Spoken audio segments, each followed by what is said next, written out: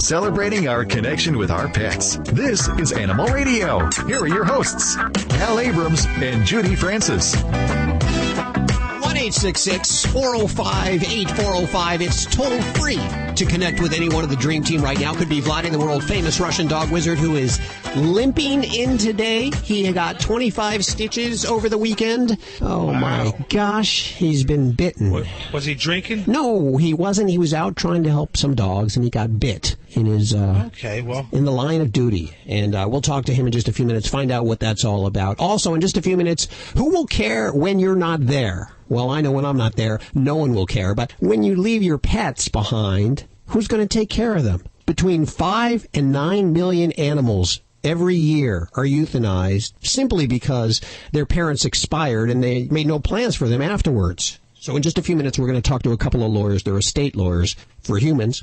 And so many people asked them about pet trusts that they decided to write a book about pet trusts. That's on the way there. Do you have plans for your bird, Joey? Because I know you could easily outlive your bird. Your bird could outlive you. You read my mind here. No, I actually do not have plans for my bird, so I'm interested in hearing what you do here. My bird is such a pain in the neck, though. I don't know if anyone's going to want to.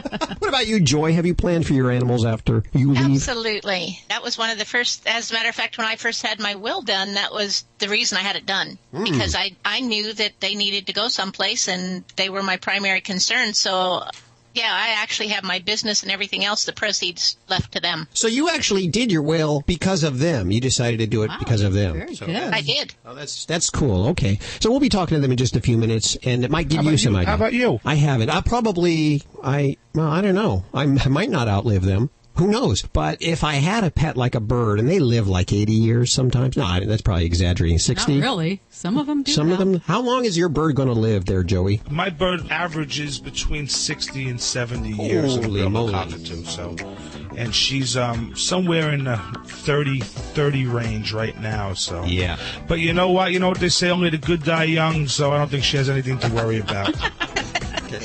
Also, today we have the top 10 most dangerous days for pets. VPI Insurance put together a list from their database, and they compiled the top 10 most dangerous days. That's all coming up today on Animal Radio, along with a whole bunch of other great stuff. If you want to talk to any one of the Dream Team, it's toll free right now, 1-866-405-8405. Oh, Joey, what are you working on today? I want to talk about how the sand and the beach and the water affects your dog's coat, especially the sand. It's something that most people don't think about when they bring their pets to the beach. So we're going to talk about that and how it affects their grooming. All on the way.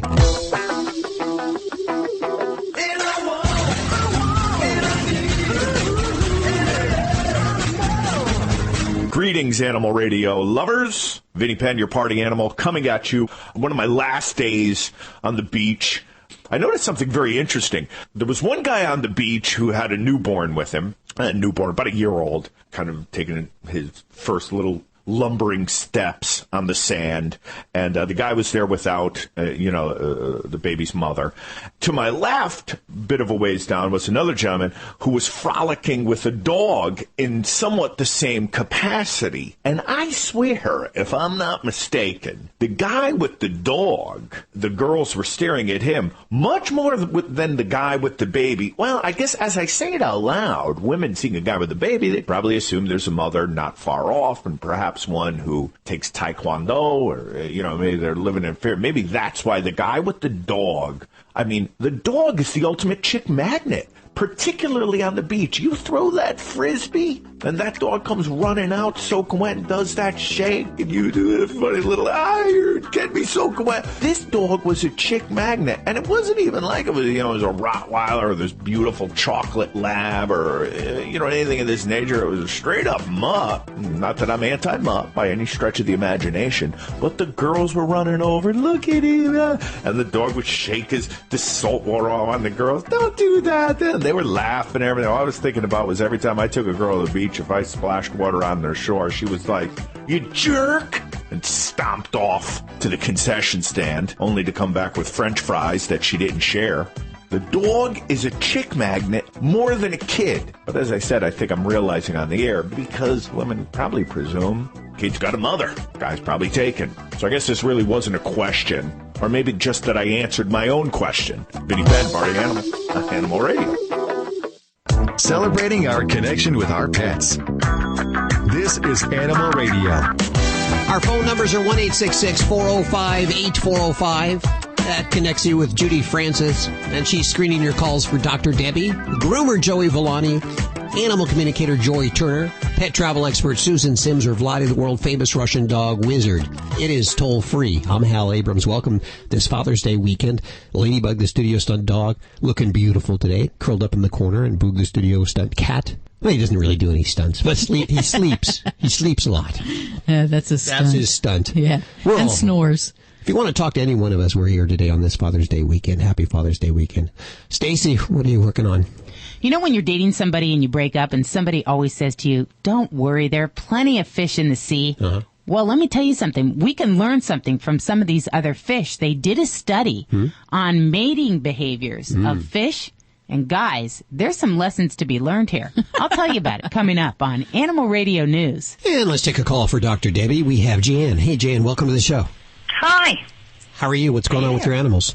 I'm doing okay, but I have a couple of problem children. One is an 8-year-old male. All my animals are fixed and declawed. Male what? What kind of critter? Cat. Sorry. Kitty, all right. I have lots of kitties. 4 at present, and that's probably the top number we'll keep with for a while. Jackie is an 8-year-old male, neutered, and we recently took in a cat that was left behind. The people moved out and left her, and she was freezing to death. So we've brought her in, and she is fixed, declawed as well, and probably 4 years old, as far as the vet can tell. Okay. The other 2 cats is pretty much gotten used to her. She's getting used to them. But Jackie is actually stalking her and attacks, and not in a nice way. He is vicious. Okay. I've never seen this kind of behavior with him at all. Okay, so when he attacks her, is there fur flying? Is there actually a physical altercation, or is it more vocal? He's silent. He just goes for the attack, and they are going at it, hammer and tongs, trying to kill each other by the looks of it. But they're not making any noise, though?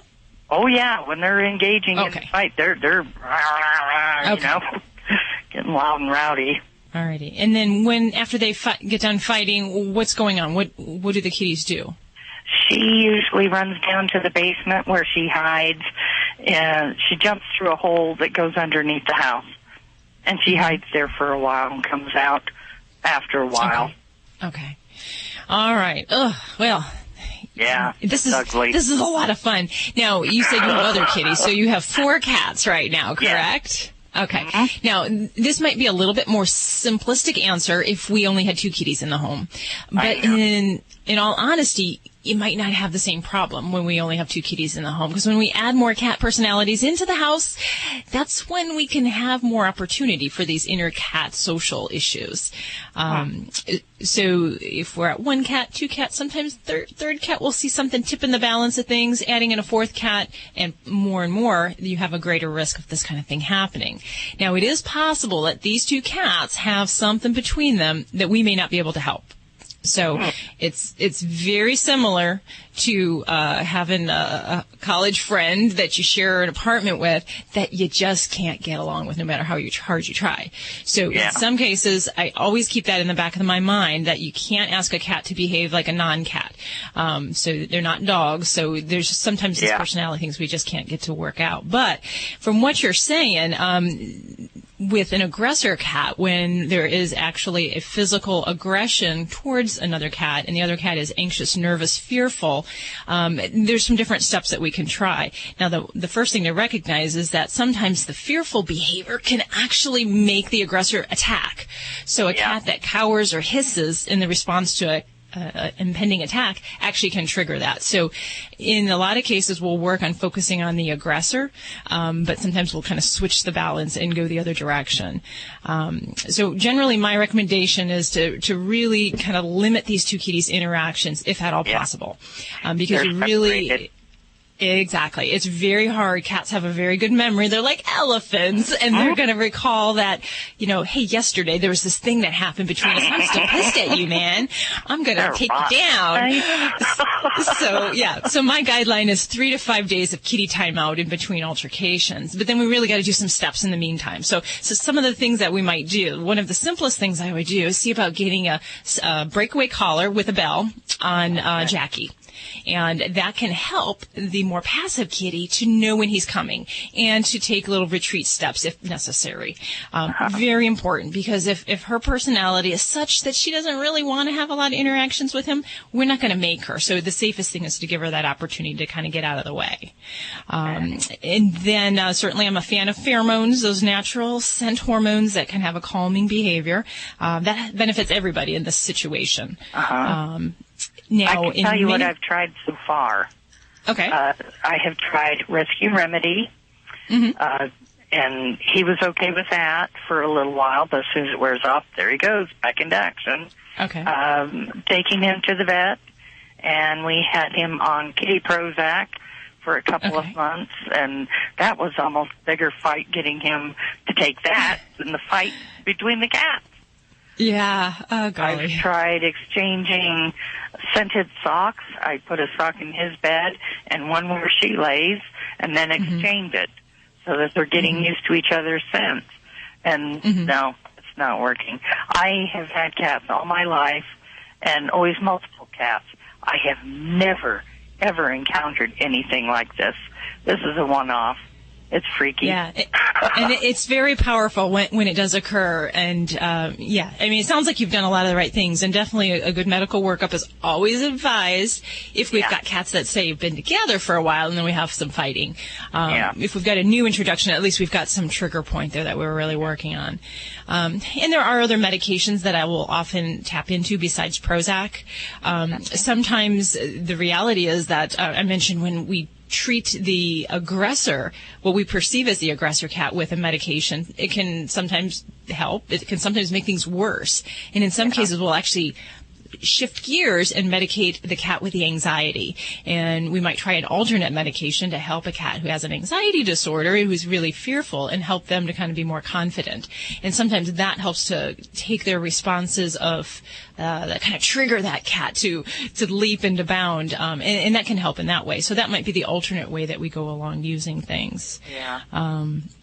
But yeah, the reality is, it sounds like you got a lot of the great ideas. The hard thing is doing a full separation when you've got all those cat personalities in the house, and to really be, faithful, because if we do a separation for kitties, it's, we keep them apart, and we only start to put them closer together once there's good things, like, we feed them outside of the doors. If there's any signs, little ears back, swishing tail, or they're chomping on their food too fast, those are signs they're not comfortable with the situation, and I don't like to push that reintroduction any faster. No.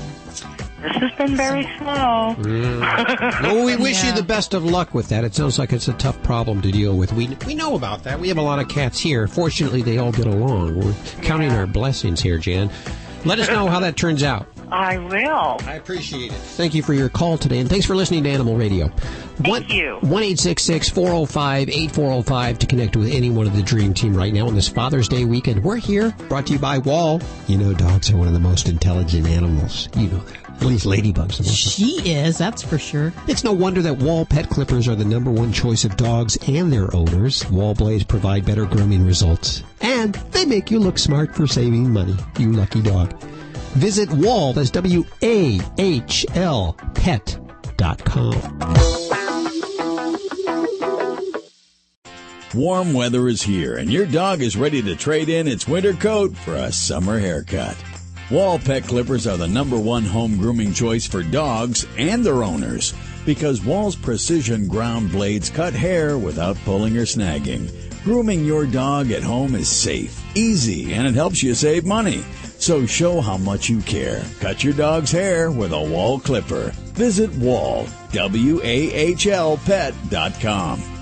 Do you have an aging pet? How about a scratchy dog or an anxious cat? The Natural Vet, Dr. Sean Messonnier, recommends Pet Pals vitamins. Pet Pals formulas provide safe, affordable nutritional therapy with noticeable benefits. Pet Pals are flavored, chewable tablets that can be given as a treat or crumbled and mixed in with your pet's food. Give your pal the gift of wellness and longevity. Try Pet Pals risk-free today with our satisfaction guarantee. Go to animalradio.com for your 10% off coupon now.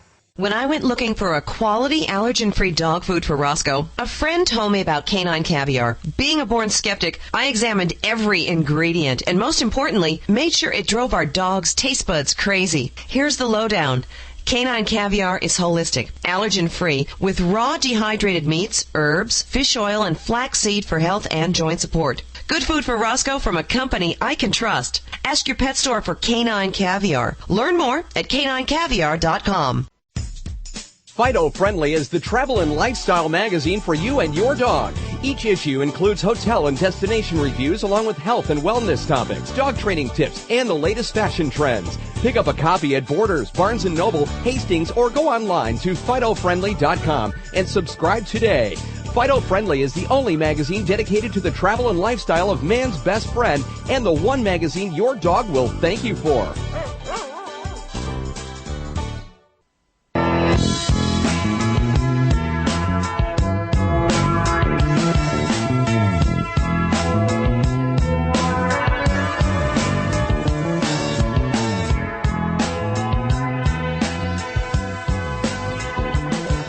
It's Animal Radio, celebrating our connection with our pets. And in just a few minutes, a couple of lawyers, a couple of attorneys will be on the air. And they have a book out called Who Will Care When You're Not There? What happens to your pet when you expire? Ooh, that's always a tough question. There's about 5 to 9 million animals that are put to sleep every year because their owners died and they were not taken care of. And we'll find out more about this in just a few minutes. Right now, Vlade, the world-famous Russian dog wizard, unfortunately not at his best this week because he got bit. Got bit by a German Shepherd. Ooch. 25 stitches. And I got to say, this is only the second time in history that that's ever happened to him.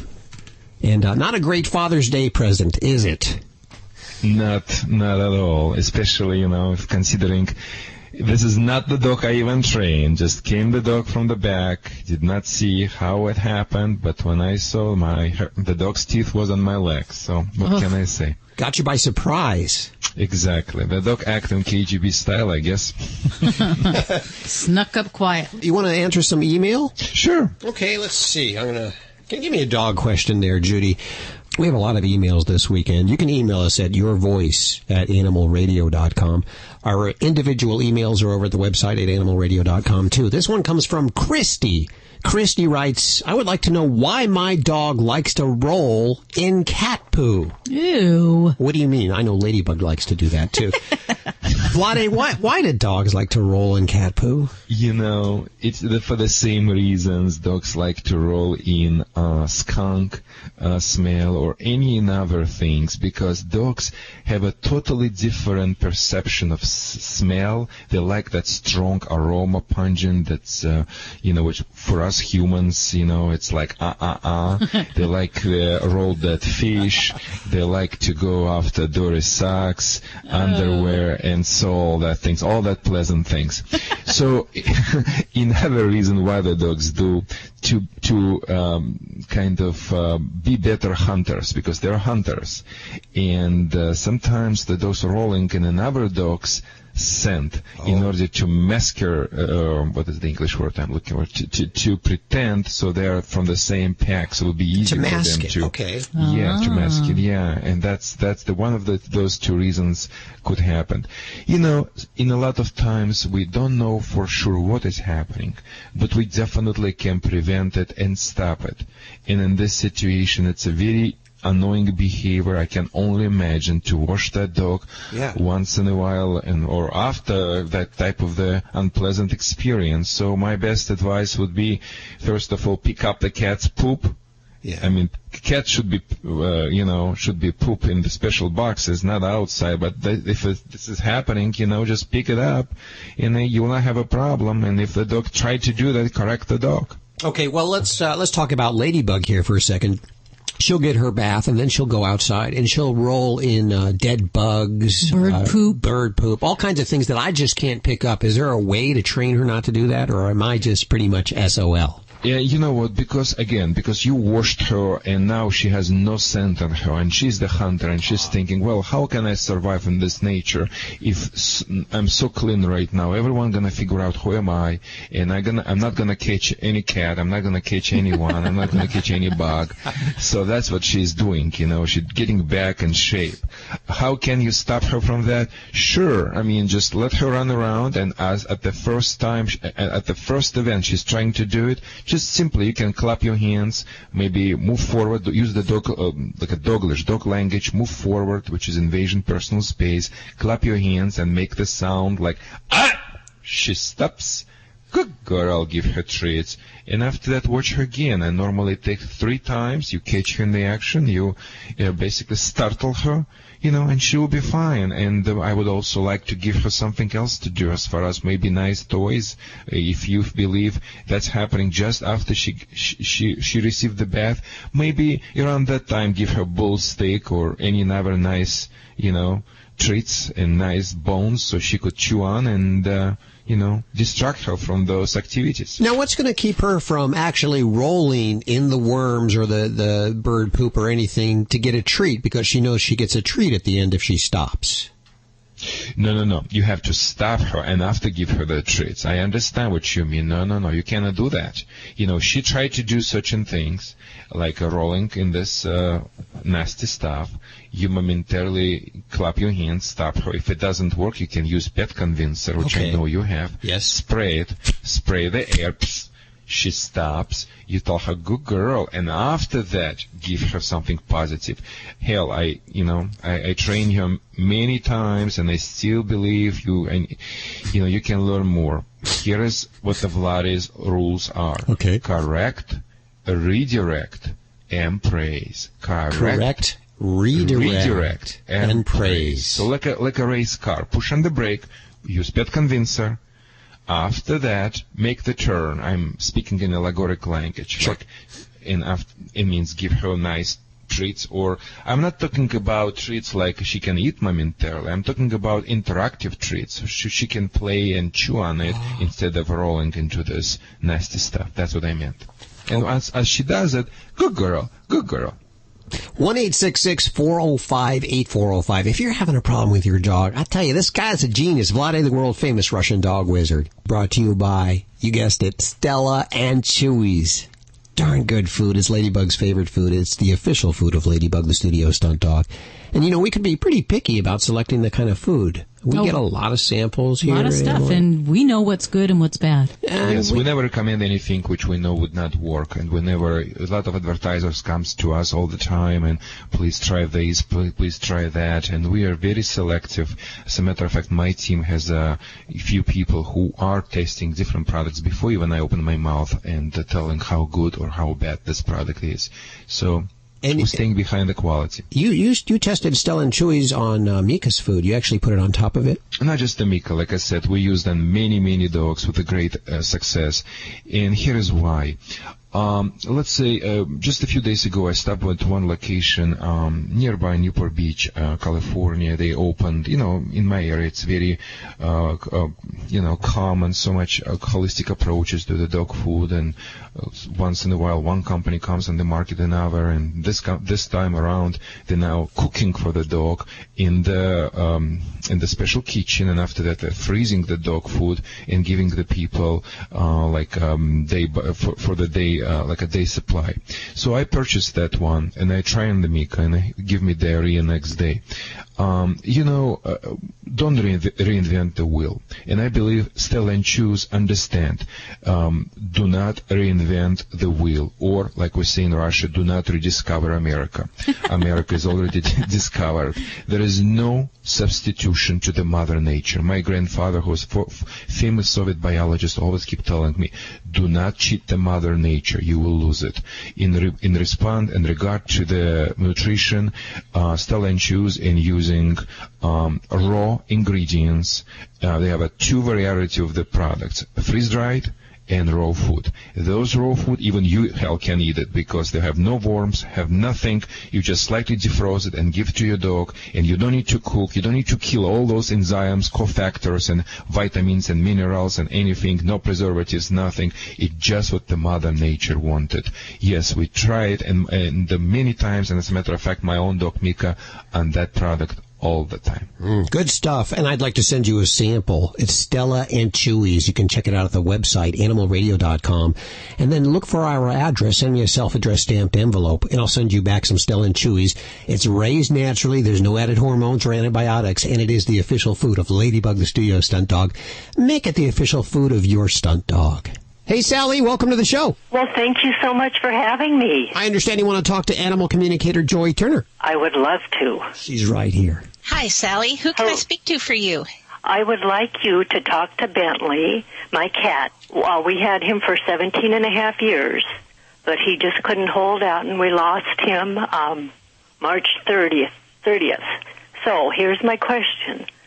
This morning, or last night, I had the weirdest dream about him. So I have a couple of questions. Is he trying to tell me, yes, he is still here? And go ahead. He says, well, yes, he is trying to tell you that he's always going to be near you. He goes, well, he's not quite here like in his physical body here, but, you know, he is still always going to be near you. Okay, because it was really a weird dream. And then, does he have anything else he'd like to tell me? He said, yes. Yes. He's wondering if you want him to return to you. Of course. He says, like, soon? Okay, yes. Good, because he says he's planning it. So start paying attention, because he'll be sure that you just kind of receive maybe an inclination to go someplace or look at something, or somebody comes across your path that'll tell you something about kittens. Mm-hmm. He's wanting to come as a baby. I would love that. He was the neatest cat. So you tell him, you know, there's not going to be another one like him. He says, well, and technically even when he returns to you, he won't be exactly like Bentley because he'll be the new him, but it'll still be his same soul, and you'll know him. He's positive you'll know him. Oh, that would be so cool. He says, okay, so pay attention because he's going to be on his way. Okay, and then the other cats that have gone on, are they still around? I had Thumper that was 17 years ago, and then Zorro was Bentley's brother. And they are always around. Okay. They all want you to know they never actually really, so to speak, go someplace. Mm-hmm. So that any time you want to talk to them, all you have to do is think about them. Okay. And give them a moment. It's kind of like if you wanted to call somebody on the phone, you'd have to give them a moment to pick up the phone after it rings, but then they'll be there and you can talk to them and they'll hear everything that you say. Okay. Because, boy, I'm sure having a hard time with Bentley's loss. They all know that, and that's one of the reasons Bentley wants to come back so quickly. Okay, and so Bentley needs to tell his former dad that, yes, we do need to get another kitty. Yes. Oh, he's there. He's listening. Okay, he's on the other line. So, anyway, well, that's good to know. And is there anything else Bentley wants to tell us? He says that he loves everybody. Oh, I know. Okay, well, thank you, and I was able to hold my cool. How about that? That's wonderful. Okay, well, thank you so much, and you tell Bentley that we love him a lot. He knows already. All right, well, you have a great day. Take care, Sally. Okay, bye-bye. 1-866-405-8405 to connect with anyone of the Dream Team right now. Animal Radio is brought to you by... New from Bayer Animal Health. Advantage 2 quickly kills fleas within 12 hours. Canine Advantage 2 for dogs only repels and kills ticks, fleas, mosquitoes, repels biting flies, and kills lice. Both products are waterproof and kill all flea life stages. Advantage 2 and Canine Advantage 2 are registered trademarks of Bayer. This is an Animal Radio News Update brought to you by Pets Life Oral Care. Now there's a healthy and natural solution to prevent oral disease in your pet with no brushing required. I'm Stacy Cohen for Animal Radio. Boy, I'll tell you, there's nothing like a good horse race, but take me to a mouse race and you've got one captive audience. I didn't even know there was such a thing. The owners of an Iowa bar are in trouble with a law covering mouse races. The Bucktail Lodge in Danville was busted recently after officials received a tip that mouse races with betting were taking place there. The bar was raided by the Des Moines County Sheriff's Department and citations were issued to Scott and Jan Beach. The two are accused of allowing criminal activity in the form of gambling. It was $1 per mouse on the races. Boy, there's some kind of trend going on with bars. Remember a few weeks ago we were doing a story on goldfish races. They've got turtle races. This is abuse of animals smaller than your thumb. Jan is also accused of conducting charge sales without a credit card. See, they're sneaky little people. Apparently, you don't need to be able to tell time to look good wearing an expensive watch. The Sun says dog owner Karen Denny recently purchased her Border Terrier a collar with, ready for this, a built-in Rolex watch. And guess how much it costs? You won't even believe this. $4,100. The UK resident purchased the watch as a birthday gift for her dog. Alison Jones designed the unique collar and describes it as the ultimate accessory. An avian flu outbreak that has halted ostrich meat exports from South Africa has spread to a total of 8 farms despite the preventive slaughter of about 10,000 birds. The outbreak, which was first detected in April in South Africa's Western Cape province, has affected the entire Klein Karoo Valley. That's home to about 70% of the country's ostrich industry. So it's a big loss. The agricultural department said in a statement that the impact in the Klein Karoo Valley is quite serious. It's the hub of ostrich production, and the economy of the area is based on it. Well, the largest pet health report ever compiled revealed a number of disturbing trends, such as 46% increase in canine diabetes since 2005. This is reflecting the human population, too. Data showing that cat owners don't often seek vet care for their felines, and the most common disorder affecting both dogs and cats is dental disease. That affects about 78% of dogs and 68% of cats. And that can have serious effects on their liver and their kidneys. I mean, if you don't get your dog's teeth cleaned, it can really affect a lot of their organs.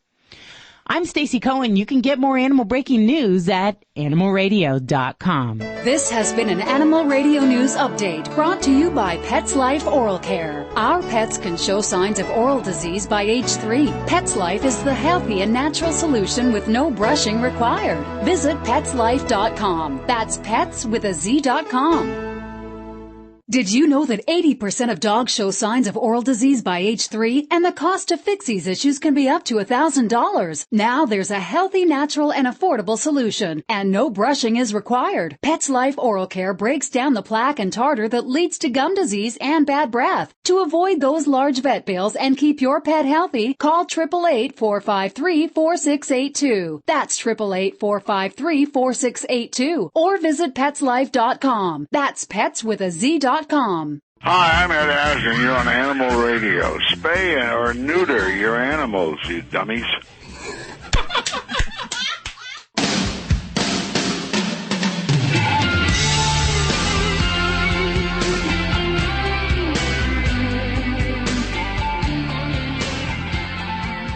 One 866-405-8405. Poor Vlade has such a poor guy today. He has 25 stitches. Got bit last week in the thigh. That's painful. From a German Shepherd, and he loves German Shepherds. That's his favorite breed. So, in just a few minutes, we'll find out what that was all about and whether or not he's going to go back for a rematch. I understand he might. Also on the way, who will care when you're not there? Who's going to take care of your animal when you expire? Yeah, you always think a relative, a child or something, but not always true. You really need to plan and make sure. Believe it or not, between 4 and 9 million animals are euthanized every year simply because their owners expired. You like how I say expired there? Yes, well, that was a very kind way to put it, Hal. I don't know if goats bite. Do you think goats bite? Maybe Vlade should get a goat instead of a dog. We have Sue Weaver joining us on the phones. She has a book out called The Backyard Goat. Get your goat, The Backyard Goat.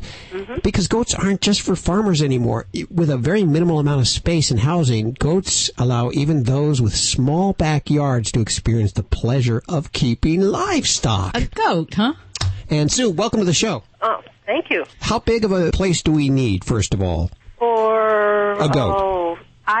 First of all, I recommend people get either 2 goats or have a companion for the goat. They don't do well by themselves. Okay.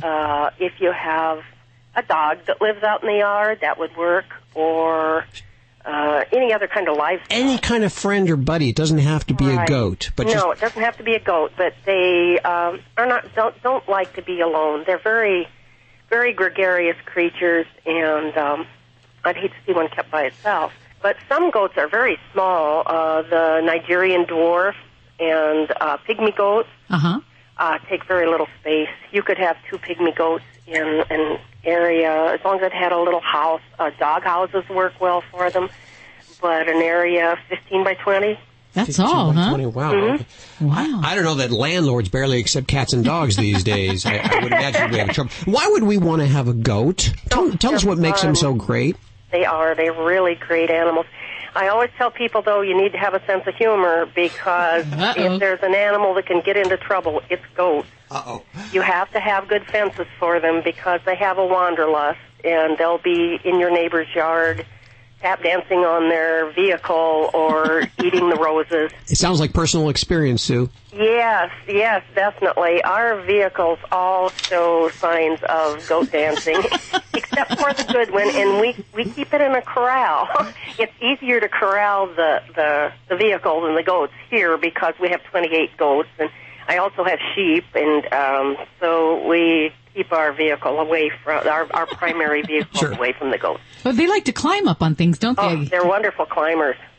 Oh, my. I've known people to say that they've found the goat on top of the house. Oh, no. Oh, my gosh. Yeah, and I raise my bottle babies. When I have a bottle baby, I have a really large dog crate with a lift-up lid, and I keep them in the house until they're 2 or 3 weeks old, because then you don't have to troop out with a bottle in the middle of the night. And my very first ones, I found one of them on top of the refrigerator once. And they're really entertaining. Gosh. They're fun to be around, but boy, you don't... It's like a 2-year-old. Absolutely.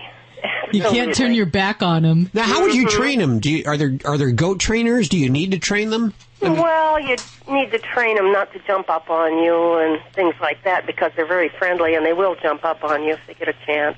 Well, in my book, I talk a lot about clicker training. Wow.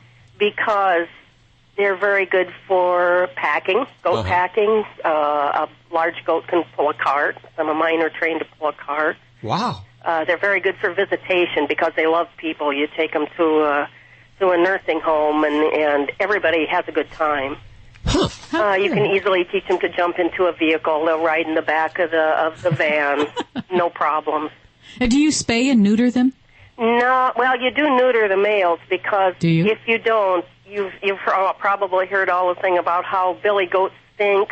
Yeah. Well, they have scent glands on their foreheads that emit musk during their rut season.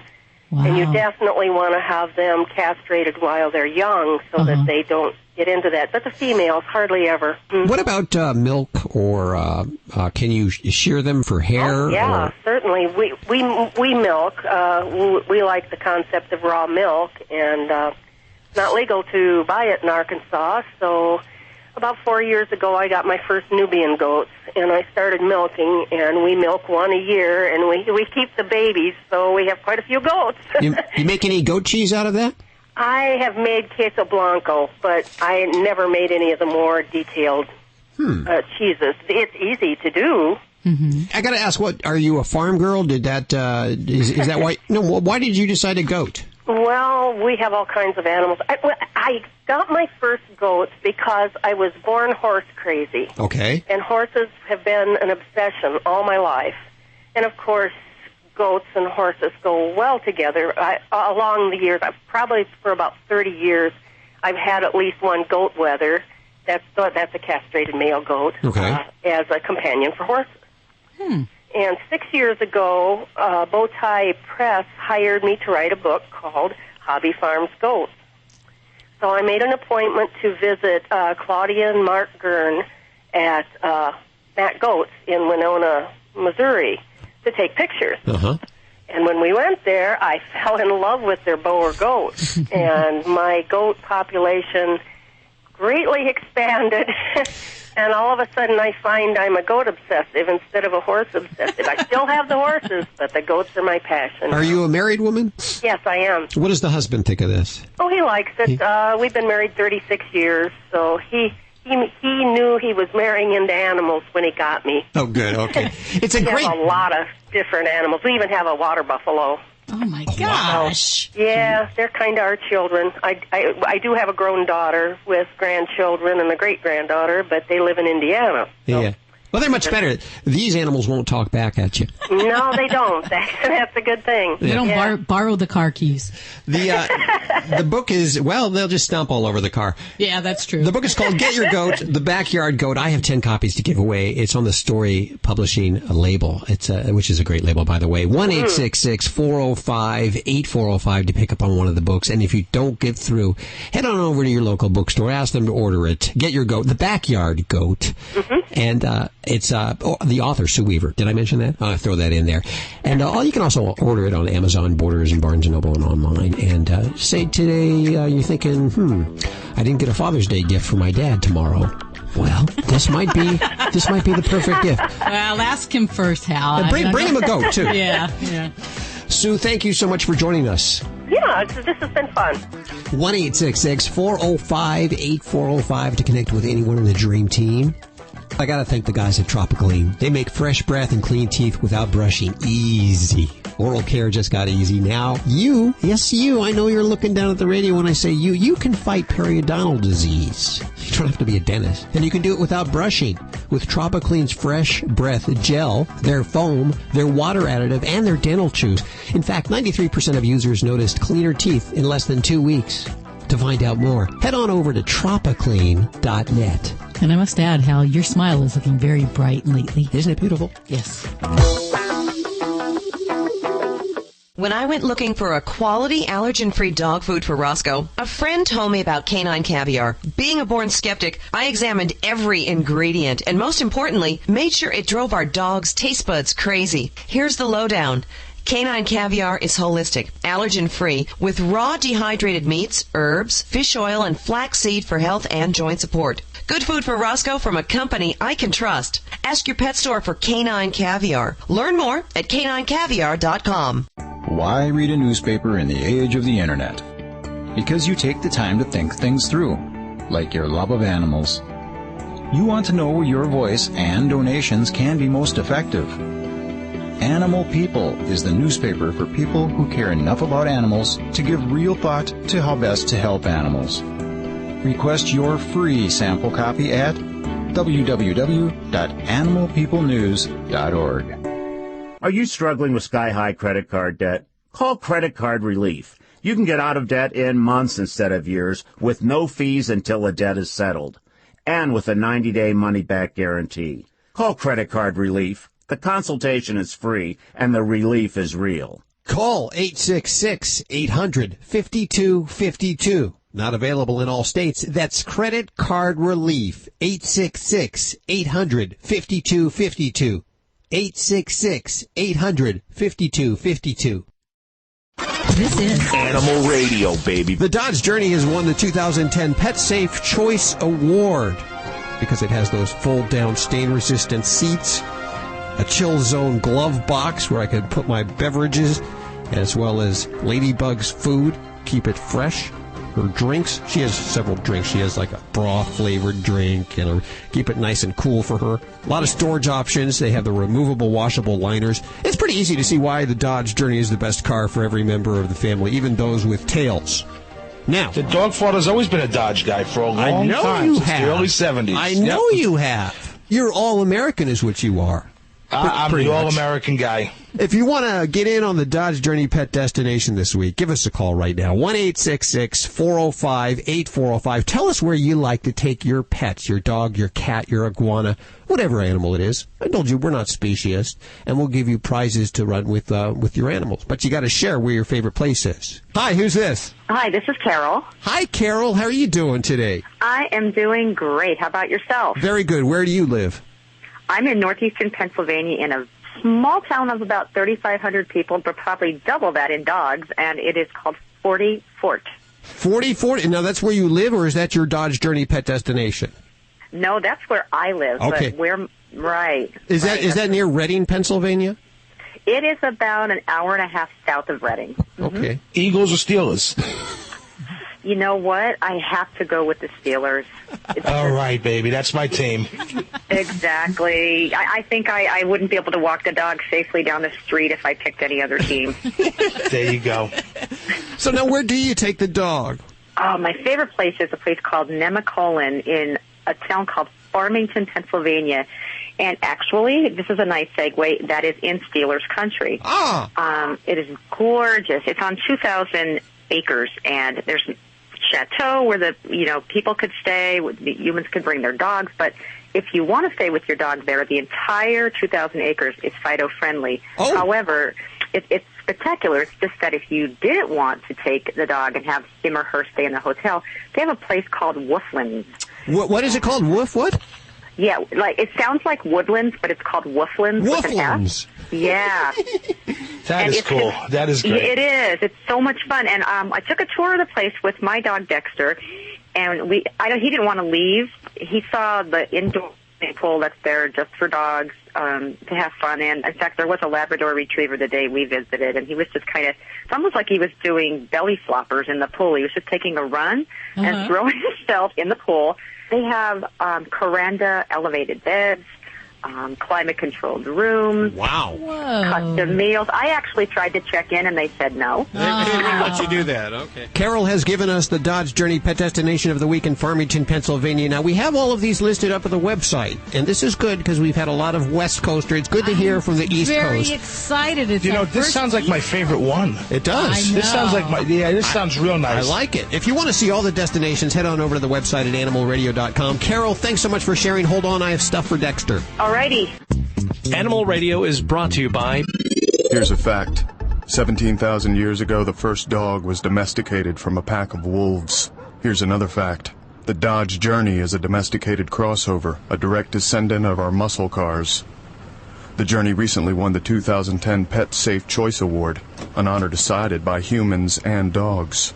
Was it the stain-resistant seating, the in-floor storage bins with removable and washable liners, or is it that dogs relate to this vehicle? This is Animal Radio. Close.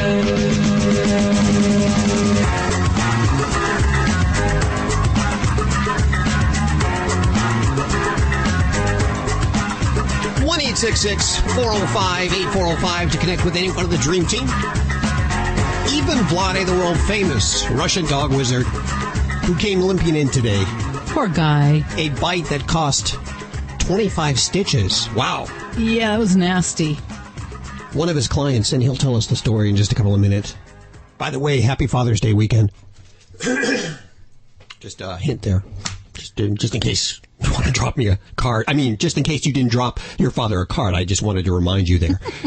We'll head back to the phones with Dr. Debbie in just a second. Groomer Joey Villani, animal communicator Joey Turner, Susan Sims, and Vlade, the world famous Russian dog wizard. And Stacy, what are you working on? You know when you're dating somebody and you break up and somebody always says to you, don't worry, there are plenty of fish in the sea. Sure. Well, let me tell you something. We can learn something from some of these other fish. They did a study on mating behaviors of fish and guys. I'll tell you about it coming up on Animal Radio News. And before we go back to the phones, I want to take care of business. Of course, you remember the Kimpton Paparazzi photo contest that we've been very honored to make the final judging on. We were given 6 photos on June 1st. It was tough. It really, really was tough. And we had to, in fact, go over the voting several times to find a winner for this. And we actually picked Petey, who is some kind of bulldog. Do you know what that is, Judy? It looks like either a French bulldog or Boston Terrier. Can't really tell from the picture. We're going to have to find out. Do we have Petey's owner on the phone? I believe so. Is it Sarah? It is Sarah. Hi there. How are you doing? Oh, I'm fantastic. Petey's a French bulldog, actually. And French bulldog. The picture is of him in a chair. It looks like maybe at the beach enjoying a day out at the beach. Is that correct? We were that was last summer at the dog beach and enjoying the sun, absolutely. And a lot of people voted for him, too. Oh, my gosh. We're flattered. Absolutely flattered. I mean, I think he's adorable, but I didn't think everybody else did either. Well, you're a lucky devil because you're going to get a 2-night stay at the Kimpton Hotels. And, of course, we know Kimpton, the top in pet friendliness. They really roll out the, what do they call that, the grass carpet? Roll out the grass carpet? Is that Steve? That's Steve's the with hotel us. chain in the universe. It is. There we go. Steve Panetti also joining us on the phone, of course, the top dog over at Kimpton. Hi, you guys. Good morning. This has been fun. Let me just finish up here what's going on. 2 round-trip tickets on JetBlue for your human passengers. That's you, Sarah. Wow. And then a $500 credit on Pet Airways for Petey, so he can fly with you or wherever, you know. And a $100 Kimpton Restaurant in-room dining gift certificate. I can just picture it now. You're going to be in the room with Petey, and do you have an old man? I do, yeah. He has a dad. We're married. Are you going to bring him? Of course we are. Yeah, we've had the pleasure. We've actually stayed at many other Kimpton hotels with Petey before. Oh, so you know the whole Kimpton experience. Oh, definitely. Yeah. Well, they're the most pet-friendly hotel chain in the world. I think so. And then you have the one in-room spa treatment for 2. Now, that could be either for you and Petey, which is what I would do, or you and your husband, however you want to do it. He deserves it. He deserves it since he was, to have the picture taken of him. Of course, that's what I'm saying. Plus the Amelia Collection Carrier by Sherpa Pet Carrier, and the use of the pet amenities such as the dog bed and the bowl and the treats, which everyone gets when they go over to the Kimpton hotels. Of course, not everybody does. All the dogs are special over there. Sarah, you're one lucky gal, and you got one lucky dog. Hold on for 1 second there. More details about Kimpton and all of this over at the website at animalradio.com. If you're planning a vacation, check to see if there's a Kimpton where you are. Hi, Tony. How you doing? Pretty good. Where are you calling from today? Nebraska. Very good. How are your pets doing? I have the good doctor, Dr. Debbie, right here. Hi, Tony. Hi. He's doing good, but only thing I'm having problems with, once in a while he gets red eyes, and he don't want to eat. What kind of baby are we talking about here? It's a Australian Shepherd. Okay, and how old? He's 10 months old. Ah, so he's a youngin', so full of lots of energy and maybe a bit foolish as well, I'd imagine. Yeah. Alrighty, so you said that his eyes are red. Is there any problems with that? You're seeing the whites of the eye turning red? Yeah, just the whites of the eyes. Okay, and is there anything else going on? Discharge from the eye? Does he rub at them or squint his eyes? Not that I ain't seen in other dogs. They usually get teardrops from the eyes. That's about normal. Okay, a little bit of that staining in the corners of the eyes? Yeah. Okay. Well, as far as, an occasional redness in the eye, a lot depends on what environment he's in. So for a dog that's living indoors in the lap of luxury, sitting on the couch, there really shouldn't be a lot of environmental things that cause red eyes in a dog that age. If that's continuing in a pet that kind of lives indoors and has a secluded environment, I might be more apt to be concerned about that and investigate it. And one of the first things we do for a red eye is we look at it. We look at it with magnification, and in many cases we'll stain the eye with a fluorescent stain to make sure there's no abrasions or anything on the cornea. So that might be if we're worried about things. But in a pet that goes outside and spends time outdoors, you've got the effect of wind, dust, allergens, all those things that can cause the occasional red eye. And in a young dog, I kind of walk that line of, I need a little bit more evidence, if you will, that we have a problem regarding those eyes. And you mentioned that if he's not eating well, that would be something that I would definitely say would alert me to see the veterinarian, because a young dog that's not eating reliably and having eye problems would definitely have me picking up that telephone and calling your local veterinarian. And so I would encourage you to check into that and talk to your vet locally. Thanks for your call. 1-866-405-8405 to connect with any one of the Dream Team right now. Brought to you by Tropiclean. If you're using Tropiclean, not yourself, but your animal, they probably have a pretty bright smile, and you should enter them in the Tropiclean Fresh Breath Made Easy contest. 4 natural products that make it really easy to protect your pet from periodontal disease. If you want contest rules, check it out, tropicleanbestsmile.com. And I'd like to give you a little edge on that contest by some giveaways of Tropiclean to help you win. Let's do that right now. Okay. 1-866-405-8405. What is it you're giving away there? I want to give away some of the Clean Teeth Gel, which you don't have to brush at all. You can just put it on your pet's teeth, and then the Fresh Breath Chews. I want to give away both of these to the first 2 callers so they can win this contest. 1-866-405-8405 right now to pick up on some great Tropiclean product from Tropiclean on Animal Radio.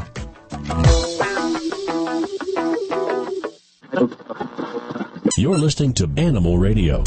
You can learn more about today's guest at animalradio.com. Log on. Learn more. Celebrating our connection with our pets. This is Animal Radio. Here are your hosts, Hal Abrams and Judy Francis. Okay, we got a big hour coming up, so I'm not going to yap a whole hell of a lot, okay? Who will care when you're not there? That's the name of a book about pet trusts and setting up pet estates. We'll find out more about that in just a couple of minutes right here on Animal Radio. Hi, Lynn. Hi. How are you doing? Oh, I'm doing pretty good today. How are you? Very good. I understand you want to talk to groomer Joey Villani. Yes, I'd like to get some tips on trimming a miniature schnauzer's beard. What do you think, Joey? Joey, come use my mic here. Hey, Lynn, how you doing? Where you calling from? Right now, I'm in Nevada. Okay, miniature schnauzer's beard. Well, honestly, their beards, unless they're, getting real fuzzy and whatnot, you really don't trim them that much. But let me ask you something. What is your problem? Is it sticking out? Is it too long? Because there's a lot of aspects that go with that beard.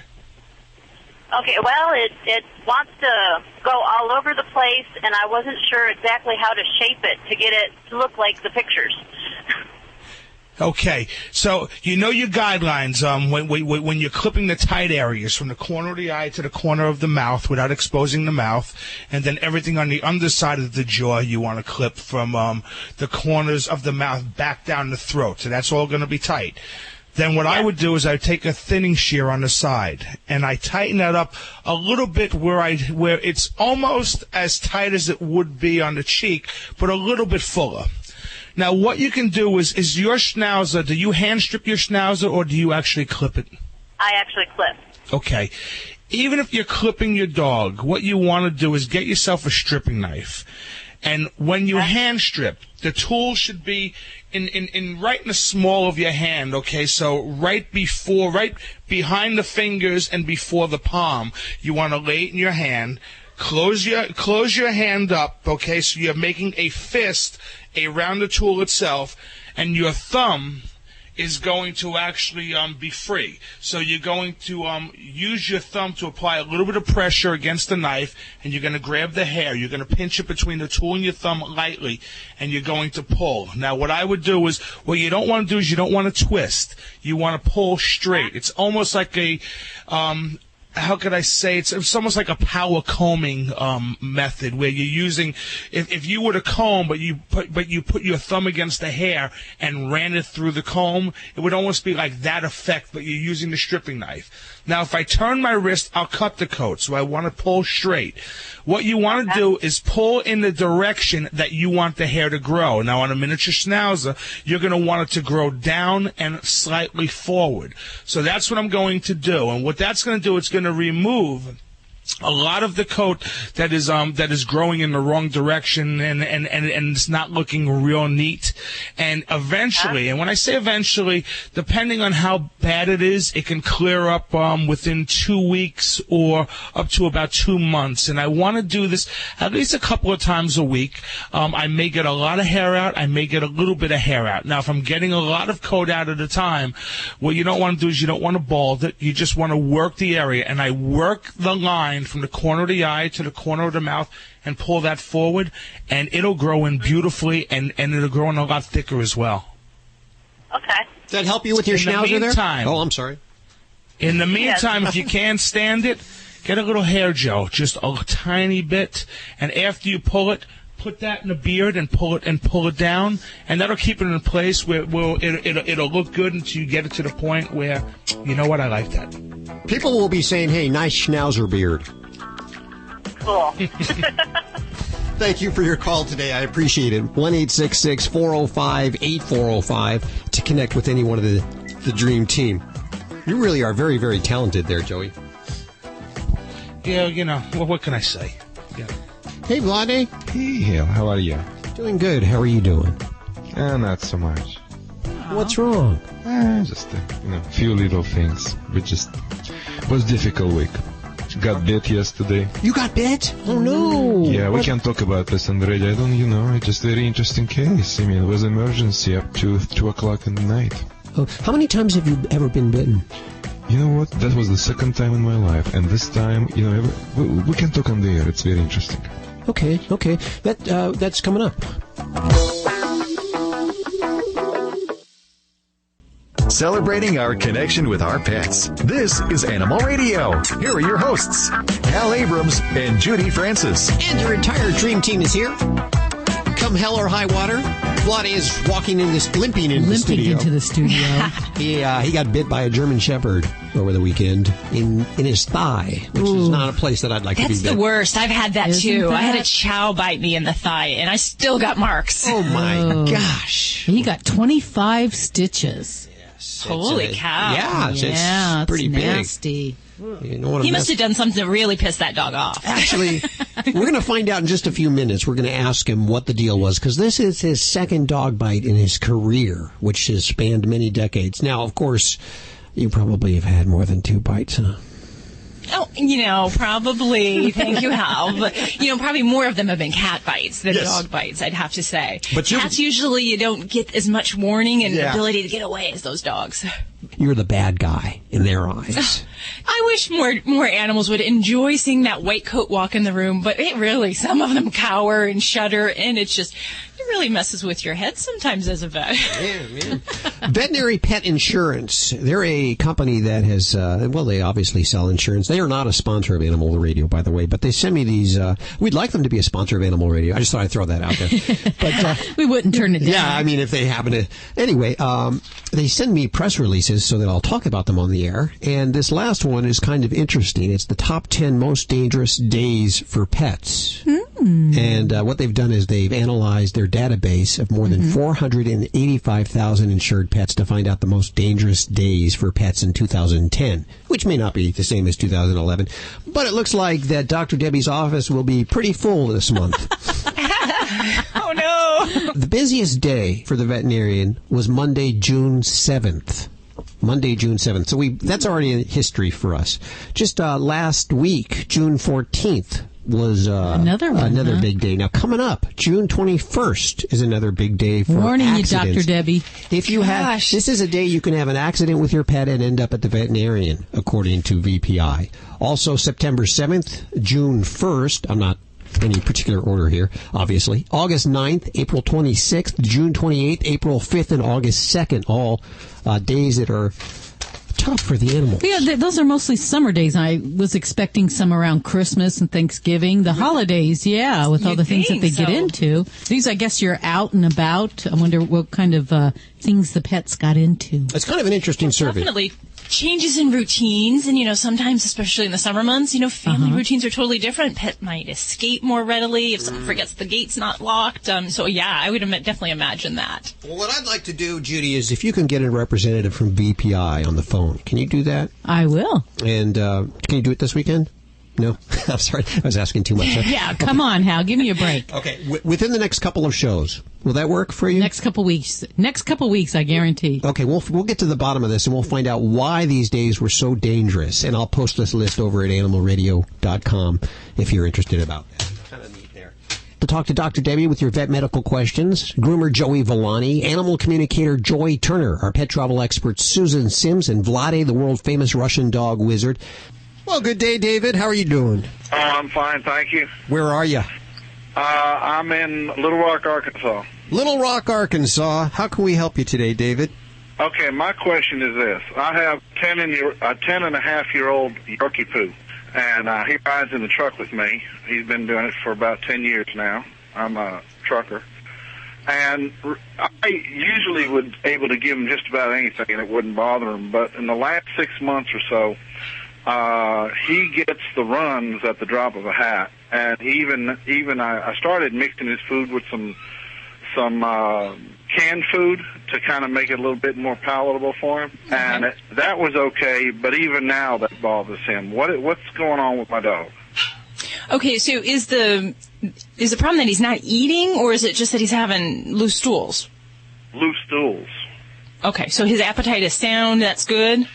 Oh, yeah. Okay, then I would not add in canned food because that can ruin the whole process of what you're trying to do. If you're having loose stools with your pet and you add in canned food, that actually can have a tendency for many pets to loosen up the stool. There's a lot more moisture content in that, and it's kind of like, be like eating a lot of pumpkin pie if you have diarrhea. It's not going to help things in any way there. So I would really be looking more at our diet structure as far as what we are feeding, and there are some diets will go to a higher fiber content if we want to firm up the stool some. Now, the other thing I'm going to say is I would certainly make sure we have the stool and your pet checked at the veterinarian because, we could have something like worms. We can have other issues going on. There's problems in digestion with the pancreas that can cause a chronic problem with loose stools. I'd say the number one problem in most cases is we choose a diet that doesn't agree with our pet's bowels. And the number one thing I look at when I pick a food, a lot of people say, what's the best food out there, Doc? It's going to be the best one that agrees with your pet. That's always one of the first things. So do they like it? And does it produce nice, solid poops that are consistent? So that might be something we look at. Is the current food you're going with, maybe nothing bad against the company, but it may not be the trick for your pet. And to change that, we would find another and kind of gradually introduce that new diet over a period of about a week to 2 weeks. See what the poops go like. And then we can make a decision. Is it better, worse, no different? But I would certainly, before we start on the strategy of trying different foods and moving around, like I said, I'd make sure your baby's checked out A-OK by the vet and bring a nice bag of poop for the vet. It really makes our day when you guys do that. You like that stuff. It's weird. 1-866-405-8405 to talk to Dr. Debbie with your vet medical questions. Groomer Joey Villani, animal communicator Joy Turner, our pet travel experts Susan Sims, and Vlade, the world-famous Russian dog wizard. You lucky dog. And it's all brought to you by Pet Stay, a unique program for guests and their four-legged friends, available at the Flamingo, Bally's, and Harrah's Resorts in Las Vegas. Woo-hoo. Pet Stay includes food, water dish, the sleeping mat, dog treats, and specialty room service menus. Find out more at Caesars.com/PetStay Las Vegas. You get out and see a lot of shows. I mean, home for you is Las Vegas. Yeah, it is. But as a resident here, we don't get out much. When I have relatives and friends come visit, that's when I hit the Strip and I go to the shows. So. Oh. You know some of the acts there, right? Have you ever heard of this Anthony Cools guy? He's like a hypnotist. Tonight at the Paris, Las Vegas. I think it's tomorrow night. Is it tomorrow night? I'm sorry, tomorrow night through Saturday, July 16th. So it starts there on Father's Day and goes through. Take Father to this. This will be good. Yeah. Is Anthony Cools, and he's a hypnotist. But he's not just your regular hypnotist. Uh-oh. He's decidedly evil. I love it. He's tapping into carnal desires and subconscious naughtiness of his audience. Uh-oh. So that's why I say you take Dad. And they're playing tonight at Paris, Las Vegas, and tickets start at $55.75. Check it out, Anthony Cools. That's the Las Vegas Minute, brought to you by Caesars Palace, Paris, Planet Hollywood, Harrah's, Flamingo, Bally's, Rio, Imperial Palace Resorts in Las Vegas, Pet Stay. Bring your dog, but don't take him to the show. Yeah, no, you can bring him to the hotel, but not to the show, unless you want to hypnotize your dog. I don't know. If you want to talk to any one of us, we're here today on this Father's Day weekend. Happy Father's Day weekend. Stacy, what are you working on? When you're dating somebody and you break up and somebody always says to you, don't worry, there are plenty of fish in the sea. Uh-huh. Well, let me tell you something. We can learn something from some of these other fish. They did a study on mating behaviors of fish. And guys, there's some lessons to be learned here. I'll tell you about it coming up on Animal Radio News. Every year, 9 million animals are euthanized simply because their parents expired and they made no plans for them afterwards. So in just a few minutes, we're going to talk to a couple of lawyers. They're estate lawyers. And so many people asked them about pet trusts that they decided to write a book about pet trusts. That's on the way there. Hi, everybody. This is Deborah Wilson from Mad TV, and you're listening to Animal Radio. And as my friends would say...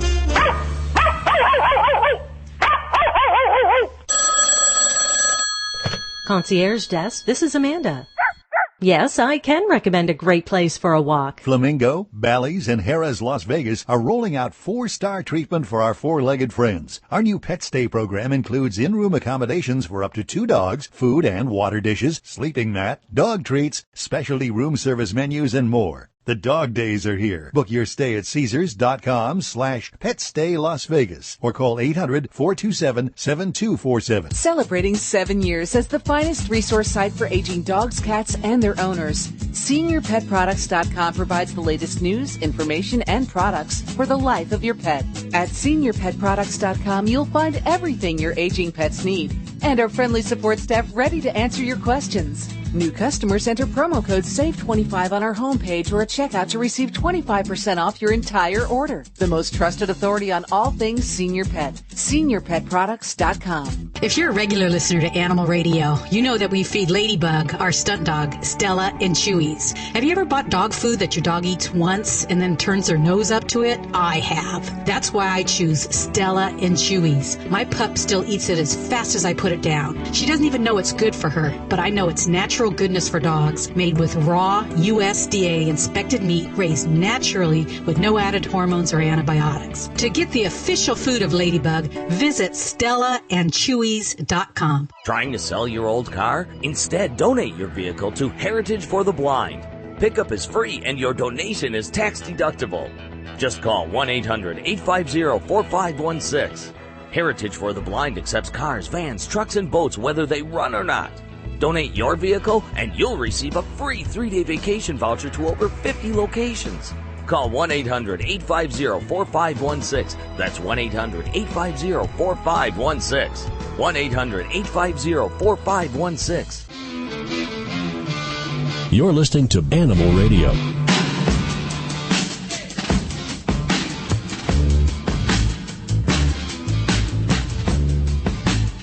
Well, you got to know the number by now. 1-866-405-8405. Okay, maybe you're new.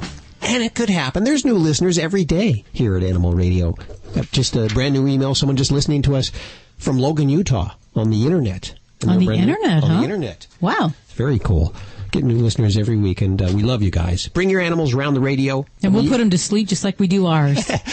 We have, in the studio, we have Boog, the studio cat, and Ladybug, the studio dog. They're asleep, as they are every weekend. And animal communicator Joy Turner, she's awake. Susan Sim is also here. Groomer Joey Villani. Dr. Debbie answering your vet medical questions. And Vladi just walked in.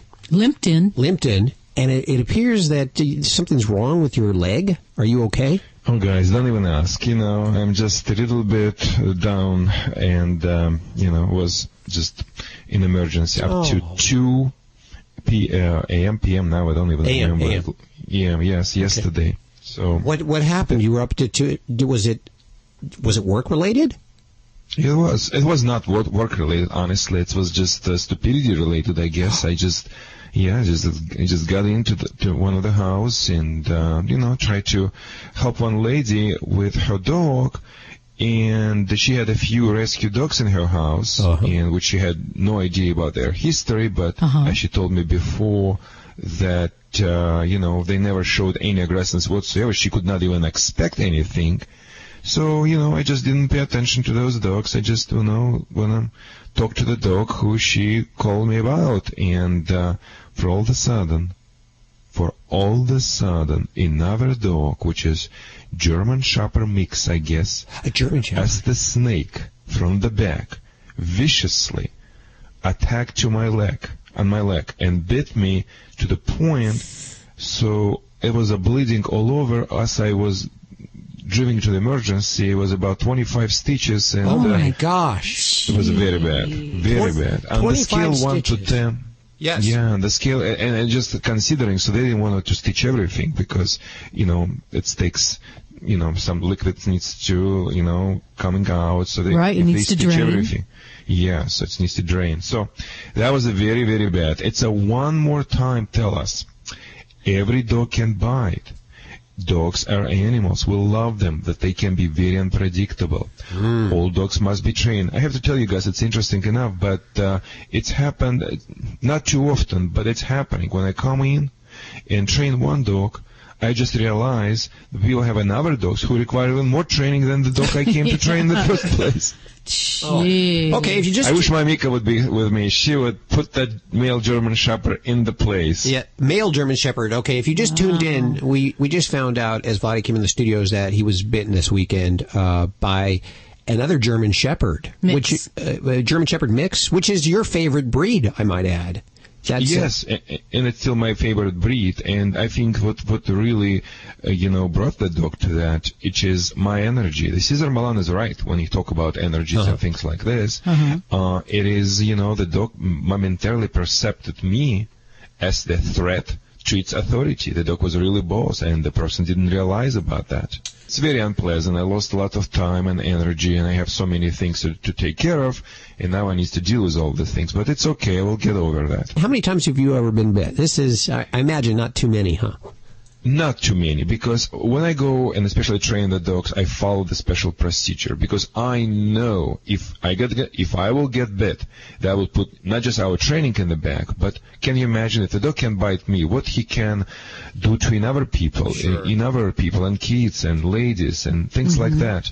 So I follow this very special procedure. The last time I was bit probably just 5 years ago, so it's happening not too, and scratches a little bit maybe. But not really to that serious things. And, it was a very, very unusual, and I didn't even train that dog. I didn't even look at him. I didn't do anything to him. It just came out of the blue. Now, is that dog savable? What's going to happen to that dog? I mean, is that dog trainable? And would you train it?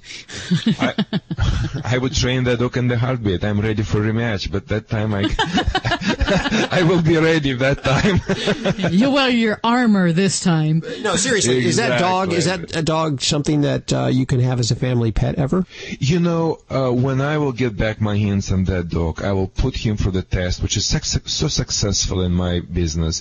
I try to determine if he has an active or passive, it's called active or passive defense reflexes. So I'm gonna kind of have a lot of protection devices, and I'm gonna make sure I put him for the special way to see whatever reflexes he has, and he will, if he show me aggressiveness under that circumstance and never give up, I will tell very honestly people that dog can be controlled but never cured.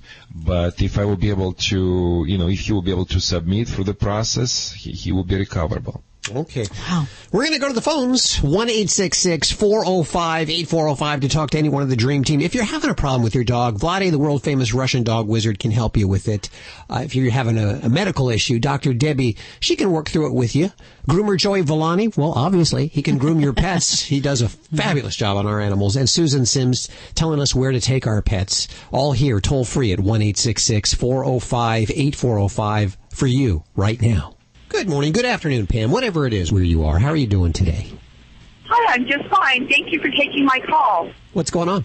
My sister adopted an 8-year-old Boston Terrier, sweetest dog, but she has an odor. After about 3 days after a bath, she has an odor again that's really, smelling the house up. So we're hoping that maybe you could tell us a good remedy that would not hurt her skin or coat that she could use for her. Okay. All right. Well, I've definitely got a lot of tips on this one. Now, the big question is that you say that after the bath, the odor goes away? Yes, it does. Okay. Because some of the first things we look at when we're talking about stinky odors from dogs, I look at the mouth, make sure there's no dental disease. I look at the butt and make sure those anal glands are attended to, because those have the most god-awful odor to them. Yes, so, I'm sorry? I said, yes, they do. Yeah. So those things we really look at that first, and then I'll start attacking and looking at the pet as a skin. pet skin as the potential cause. Is the doggy itchy or scratchy? Have any patchy hair loss? Anything going on? No, she does not. She's very healthy. Good. Well, that's awesome. Now, one of the first things I'll do is make sure I replace the dog's collar with a brand new one. Reason is I solved a dog who had horrible skin odor. Every time after the pets was bathed, it got better, and then it started getting nasty and stinky. And some collars, if you flip them over on the backside, especially the nylon ones, you can actually get a lot of odor and kind of an oil secretion on there. So before you spend any money on anything medical, make sure you check that first. That being said, then we start looking at other things. I would talk about the food. Examine the ingredients on your bag of food. Sometimes dogs that have fish-based ingredients in their diets can have an inherent odor to their skin. So that, too, is an easy fix. If you can figure that one out, then you can move down the list there. Next from there, we start to get into some of the skin-related problems, things that might be things like seborrhea or what we term as hyperhidrosis. Those are specific types of skin changes that can happen with allergies, hormone problems, some of those type of problems. There's different therapies with shampoos and topicals that we might go with different directions there. The way to figure that out is to see your vet, have them do some quick skin tests and to see what's going on the surface of the skin. If there's not a lot going on and we don't have signs of allergies, then we kind of go and deal with more of this kind of hyperhidrosis, which is basically a lot of the apocrine sweat glands that just kind of produce this, it's not even a greasy fluid. It just sometimes feels greasy to the touch and you won't see anything on the skin. So for those pets, what she's saying. Okay. So for those pets, we don't really want to overbathe, and we want to make sure we address potential underlying causes. And the number one cause of that type of problem can be underlying allergies. So unfortunately, that too, you'd want to get to the vet so you can start looking at some remedies to deal with that and different types of shampoos, because we don't want to use degreasing shampoos. We don't want to use those type of products on a pet who has more of an allergic skin disease with hyperhidrosis. So that's very different there. Those that have more of like the orangey yellow sebum, kind of the buildup on the skin, and you can see different things adhered to the skin surface, that's going to be more of maybe a seborrhea type direction, and that's going to be more degreasing shampoos, things with sulfur or salicylic acid in the shampoos. That's more appropriate for that. And then also, if the vet's taking samples from the skin, we really look for mites. We look for things like bacterial infections, and in many cases, we really got to get on therapy for those, be it an antibiotic or an antifungal tablet that can really help tackle that. Because, you will have a temporary improvement in pets that have those kind of infections, and then as soon as that bath effect wears off, then you're right back to square one. So I don't see how we'll get out of this without going to the vet. But I wish I had that little microscope with me that I could kind of see through the radio, because that really, a little bit of the CSI work really goes a long way with these kind of things. And, Hal and Judy know that I'm like all about looking under the microscope, and smells too. I do like to diagnose things with odor. We're working on the technology, though, that you can hold up your pet to the radio and Dr. Debbie could instantly cure them. But nothing yet. We wish you the best of luck with that, Pam. Hopefully you'll find a solution there. Well, thank you so very much, and I will pass this all on to my sister. 1-866-405-8405 to connect with anyone of the Dream Team right now. Animal Radio is brought to you by Natural Balance Pet Food, the finest food you can buy for the health of your pet. No matter which line of Natural Balance Pet Food you choose, you know it will truly be the food for a lifetime. Visit www.naturalbalance.net to learn more. Dogs or cats, horse or emu, animals are people too. A Canadian man now has to pick up his mail at the post office. Canada's postal system has stopped delivering his mail after a carrier was scared away from his door by what she described as a very threatening cat. John Samborski says his 8-year-old declawed black cat named Shadow is gentle and calls the whole situation ridiculous. He told the local paper that Shadow likes to eat, sleep, and cuddle. You could drop a bomb on him and he'd just open one eye, take a look, then close them and go back to sleep. A Canada Post spokeswoman said she hoped for an amicable solution to its dispute with the cat owner, but also added that the carrier who delivered the mail to the house was brought up on a farm and very comfortable with all animals, just not this cat. I'm Britt Savage for Animal Radio. Animals are people too. Animal Radio. You're listening to Animal Radio. You can learn more at animalradio.com. Log on, learn more. You're listening to Animal Radio. This is an Animal Radio News Update brought to you by Pets Life Oral Care. Now there's a healthy and natural solution to prevent oral disease in your pet with no brushing required. I'm Stacy Cohen for Animal Radio. Match.com not working for you. How about Date Your Pet? Not going anywhere?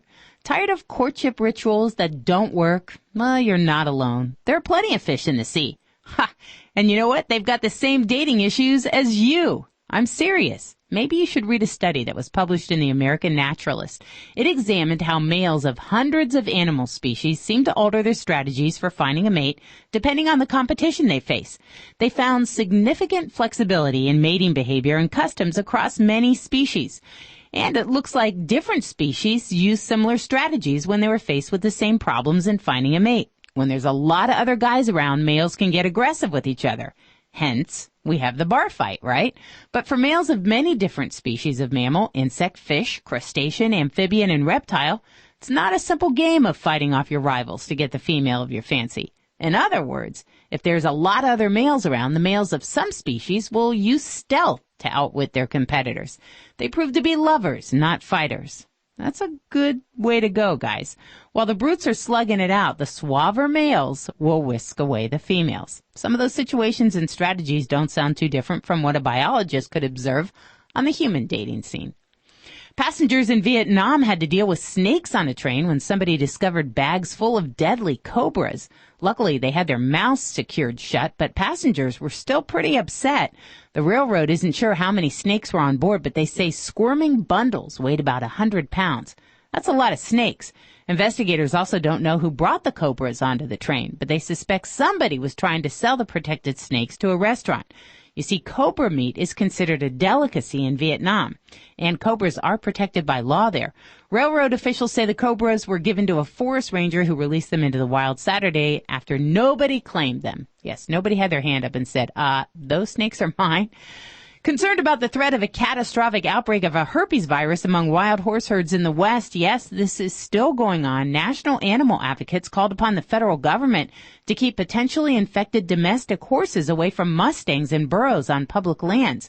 The Humane Society of the United States urged the Bureau of Land Management to discourage and, if possible, appropriately prohibit owners of private horses from bringing animals at risk of equine herpes virus 1 onto federal lands where they would have contact with wild horses. The potential for a catastrophic outbreak of EHV1 among wild horse herds needs to be addressed by the BLM on an emergency basis. I'm Stacy Cohen. Get more animal breaking news at animalradio.com. This has been an Animal Radio News Update brought to you by Pets Life Oral Care. Our pets can show signs of oral disease by age 3. Pets Life is the healthy and natural solution with no brushing required. Visit petslife.com. That's pets with a Z.com. Did you know that 80% of dogs show signs of oral disease by age 3? And the cost to fix these issues can be up to $1,000. Now there's a healthy, natural, and affordable solution. And no brushing is required. Pets Life Oral Care breaks down the plaque and tartar that leads to gum disease and bad breath. To avoid those large vet bills and keep your pet healthy, call 888-453-4682. That's 888-453-4682. Or visit petslife.com. That's pets with a Z.com. 1-866-405-8405 to connect with anyone of the Dream Team. Happy Father's Day weekend if you're a father. And even if you're not, have a happy Father's Day weekend. We'll go back to the phones in just a couple of minutes with the doc, the good Dr. Debbie, if you need to talk to her about your pet. But right now, we welcome to the show Robert Kass and Elizabeth Carrie. who are lawyers. Tell us, your estate planners, and what made you decide to write the book. Well, I think... Yes, go ahead, Bob. Well, it was...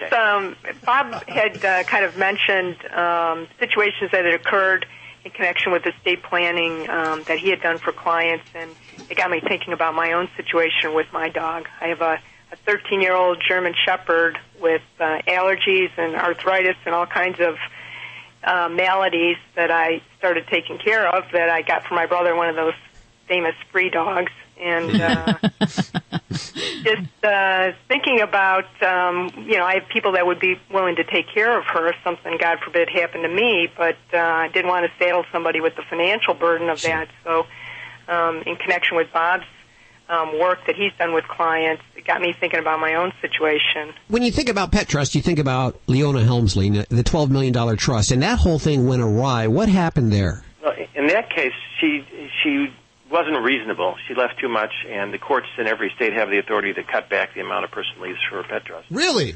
So the objective really is to leave enough, and a lot of folks don't really know what that is. So in the book, we go through a way that you can budget and estimate and also take into account unanticipated expenses. Why can't you leave your pet as much as you want to leave them? I don't understand that. She wanted to leave $12 million to Trouble, was his name. Yes, Maltese Poodle. Well, the courts have the ability under the state laws to cut back amounts that are deemed excessive, and that's how it is. A lot of people think they can do whatever they want with their property. Part of the message of the book is you need to take the law into account. Well, if you leave $12 million and the law says, well, that's just too much, what happens to the rest of the money? Well, in that case, it went to a charity. She set up a charitable foundation. In fact, the reason that there was an issue there is whatever didn't go to the pet trust went to this charitable foundation, and the attorney general in each state is kind of the guardian of charities in general, so the attorney general intervened and had it cut back to only $2 million. So we could only leave so much for our animals, and that's based on what? Our income? It's based on the needs of the animal, the anticipated expenses. In fact, if you look at some of the court cases, the court looks at the animal's life expectancy, what it takes really to take care of an animal, factor in some unanticipated things as the animal gets older, and then the court could come up with a reasonable number. But a person could do the same, and if a person did that, then the court wouldn't get involved because it would be reasonable. That was kind of a high-visibility case, but I see in this press release that you guys have sent us that there's a lot of different cases. Give us something that's more identifiable to me. Well, most people would not be leaving huge amounts, but I think that what folks, pet owners need to think about, first of all, is are they going to be responsible pet owners, or are they just going to blindly assume everything's going to be okay? And when I mean everything is not going to be okay, it means someday you may get in a car accident, you may end up in the hospital. Is anybody going to know when they pick you up off the freeway that you've got a pet at home? And so what we recommend is thinking not only about planning for death, but planning for accidents and disability, having a wallet card in your wallet which indicates that there's a pet at home, what kind of pet, and who the contact people are, the vet, and somebody who could step in and get access to your place. That's a good idea. Imagine if there's a fire at home. Is anybody going to know if you're out for the afternoon, fire occurs, that there's a pet inside? So everybody ought to have a door sign. These are kind of things that you can get at the vet supply shop. We include them in the book as cutouts that people could just use right there. Then they have to plan for what happens in the event of their death. And lots of folks, when we launched the book at the Detroit Kennel Club Dog Show, a lot of pet owners were saying, my kids are going to take care of it. And in many cases, that'll be true. But in a number of cases, the kids were standing right there with the pet owner and waving their hand. No, we're not going to take care of your dog. So you really need to talk to your family about it. Make sure that they understand the responsibility and that it is going to perhaps change their lifestyle. And get the right people in line with the right amount of money. Provide care instructions so that you don't just assume that. And we're not only talking about dogs and cats, we're talking about any kind of pet. For example, a parrot, which is very difficult to take care of, a horse, which you can't just assume someone's going to take care of. Make the proper arrangements, which sometimes ends up with a pet trust. I've heard of some loopholes where a person was left X amount of money to care for the animal, and then they turned around and euthanized the animal because there was nothing that said they couldn't. Well, we heard of a case in talking to, Betty, why don't you tell them about this one, about the cat? Yeah, we had heard about a case where the money with the pet owner left money set aside for the care of her cat and left the nephew in charge of that. Mm-hmm. And she died and came to the trustee and said, well, I want the $5,000 for taking care of the cat. Mm-hmm. And the trustee said, well, no, that money's, for the cat's care and to take care of the cat. And the nephew said, well, I took care of the cat. Uh-oh. Oh, that's horrible. Oh, no. Yeah. So how much did Trouble end up getting? Trouble has a trust, I believe, with $2 million, and the annual expenses are running about $60,000 for the caregiver, which is a hotel manager, and I doubt that he actually walks the dog himself. It's a Helmsley Hotel in Florida. Sure. Pay $1,500 to $1,800 for food, maybe $6,000 to $8,000 for grooming, and my guess is the groomer comes to the hotel. And then some budgeted monies for vet expenses, and $100,000 a year for 24-hour private security. Sure. Joy. Death threat. Joy Turner, animal communicator. Joy Turner. Is Trouble okay with that? Is kind of $12 million to $2 million. Joy. What Trouble is? I had to first say hi to Trouble. I understand it. And what Trouble wants everybody to know is that there was a whole lot of hoopla around that whole situation, and as long as the care is there for like the rest of that lifetime, there's no real issue for him. Okay, and I think $2 million should cover it. Yeah, pretty much. And animals typically don't know about money anyway that much. Bob and Betty, the book is really, really good, and it's very important that, especially if you're a bird owner or you have an animal that's going to outlive you, that you do plan your estate, because there's a lot of things that could go wrong. What is the most common mistake people make when planning their pet's future welfare? Well, as I've seen it, it's probably not doing any planning at all. They assume that they're going to outlive their pet. That'll probably happen, in many cases will happen, but I think people, what we say is expect the best and plan for the worst. You never can tell what's going to happen. So whether it's an accident, whether it's a tornado or firestorm or whatever, we think the biggest mistake people make is not to plan at all. The book is Who Will Care When You're Not There? The authors Robert Kass and Elizabeth Carrie. A very important book. I have 10 copies to give away right now at 1-866-405-8405. However, if you're not lucky enough to get through, head on over to your bookstore and pick it up. Actually, Amazon will have them. Amazon, Borders, Barnes & Noble? No, Amazon Just usually, Amazon. And if people want them in quantities, then they should go to the publisher's website. Can I give that web address? Absolutely. It's www.carobtree, C-A-R-O-B, tree, press, one word. And people are ordering them in quantities to give as gifts and also for fundraising, because we'll give them wholesale pricing, and part of the money can go to an animal welfare organization or to your own pet club or breeder organization. You're doing a good thing. We'll put a link at the website at animalradio.com. Anything you've heard on today's show at animalradio.com. Bob, Betty, thank you so much for joining us. Thanks very much for having us. More Animal Radio on the way. Hey, this is Cesar Milan. When I'm not doing the dog whisper, I'm listening to Animal Radio. Stay balanced. Animal Radio is brought to you by SeniorPetProducts.com. As your best friend settles into middle age and shows signs of slowing down, SeniorPetProducts.com is there to help your senior pets live to the fullest with thousands of products for the life of your pet. SeniorPetProducts.com. Provide your pet protection from biting pests with an easy once-a-month application. Advantage 2 quickly kills fleas within 12 hours on cats and dogs. K9 Advantage 2, for dogs only, repels and kills ticks, fleas, mosquitoes, repels biting flies, and kills lice. Advantage 2 and K9 Advantage 2 are waterproof and kill all flea life stages. Advantage 2 and K9 Advantage 2 are available at your veterinarian or favorite pet specialty retailer and are registered trademarks of Bayer. Hi, I'm Steve Garvey, and I'm here with my good friend, actor, and pet food guru, Dick Van Patten. Hiya, Steve. It's good to see you. Dick, my two dogs have been on your natural balance for years. They love it. They look great. So what's the secret? It's simple. Our formulas are developed by top nutritionists and based on scientific fact. And then they're made with the best ingredients. It's just a winning combination. It is. Just like Russell to Lopes to Garvey. Thanks for that. Hey, everyone. If you love your pets like I love mine, try Natural Balance. Warm weather is here, and your dog is ready to trade in its winter coat for a summer haircut. Wall Pet Clippers are the #1 home grooming choice for dogs and their owners, because Wall's precision ground blades cut hair without pulling or snagging. Grooming your dog at home is safe, easy, and it helps you save money. So show how much you care. Cut your dog's hair with a Wall Clipper. Visit Wall, WAHLpet.com. This is Animal Radio. Happy Father's Day. Hi, Jennifer. Hi, how are you today? Good. Welcome to the show. You're on with animal communicator Joy Turner. Hi, Joy. Thank you for taking my call. You're very welcome. Who can I talk to for you today? I would like and ask you to talk to, I have a couple cats that need speaking to. Freya is the one that's struggling. I have 6 cats, Joy. 4 of my own, and I took in 2 of my mom's when she passed away a year ago. Okay. And they're about 85% adapted to each other. However, Freya's one of the 2 of my mom's cats, and she's struggling with 2 of my kitties.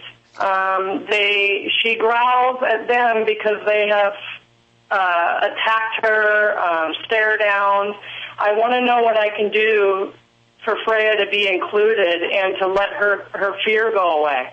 Okay, well, Freya says she doesn't think most of the issue is hers. She thinks it's the other cats because they're the ones that were mean to her. Yes. And so she thinks that really what you need to do is talk to them and find out what you need to do for them to stop being mean to her, because she thinks if she knew they wouldn't be mean and they wouldn't keep kind of mumbling under their breath like they do, she'd be okay. That would be Jade and Tessa. Those are the 2 that are more aggressive. Okay. They both basically have a common agreement of you need to talk to them more about why those cats are here, especially Freya, because they weren't really included in the discussion to bring them. So what I would do if I were you, I would talk to them about how your mother had passed and these kitties needed homes, and then make it apply to Jay and Tessa. Like, for instance, if I were to pass away, you would need someone to take care of you. And that's what we're doing with Freya. Okay. And enlist their help. The other issue is we've just recently, a week ago, moved into a new residence, which includes 1 more kitty, but that kitty's separated. That kitty lives upstairs, but they're going to have visuals of each other between the sliding doors, and she's very much a loner kitty. Her name is Percy. Okay, and what do you want to know from Percy? I want her to know that it's okay that these other kitties are here. That nobody's going to take her attention away from her.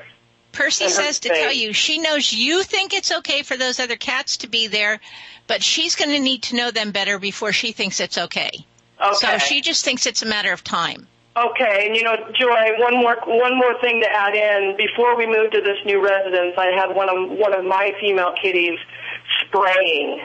And since then it has stopped. I've been using a pheromone spray on the walls, and everything seems to be good there. And her name's Baby. I just don't know what that was about. Baby says that she was not happy. She basically, what she's trying to tell me in a very quick way here is that she didn't understand exactly what all was happening with what you were doing and why you were doing it, and if they were to be included. So if you move again, you need to start when you first think about moving, explaining that whole situation, why and where you're going, and that they're coming with you, they'll always be with you, that kind of thing. That's beautiful. That all makes so much sense to me. I thank you so much, Joy. You're very welcome. Okay, take care. Thanks for your call, Jennifer. We appreciate it. 1-866-405-8405 to connect with any one of the Dream Team. Could be Dr. Debbie answering your vet medical questions. Groomer Joey Villani with your grooming questions. Animal communicator Joy Turner. Our pet travel expert Susan Sims. She's the publisher of Fido Friendly, by the way, if you didn't know that. And Vlade, the world famous Russian dog wizard. We're all here for you. Toll free right now. This is Animal Radio.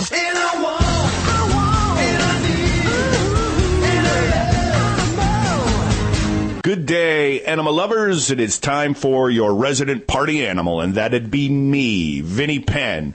Just hung up the phone with my sister who lives out in Las Vegas. She had to go because she was having what she called a play date with her dog. She has a girlfriend who got the same dog, same time as her. Technically, the dogs are brothers. I don't know, brother and sister or sisters. I don't know. I never inquire about the sex of the animal when a dog is introduced into a family. But she said, yeah, we're having a play date with the dogs. And I said, well, this is a brilliant idea. And she said, yeah, she comes over once a week and we let the dogs play in the yard and then we get to catch up. We also have a yappy hour, she said. And I said, excuse me? She goes, yeah, yappy hour. You know, we have drinks. We'll crack open a couple of bottles of wine.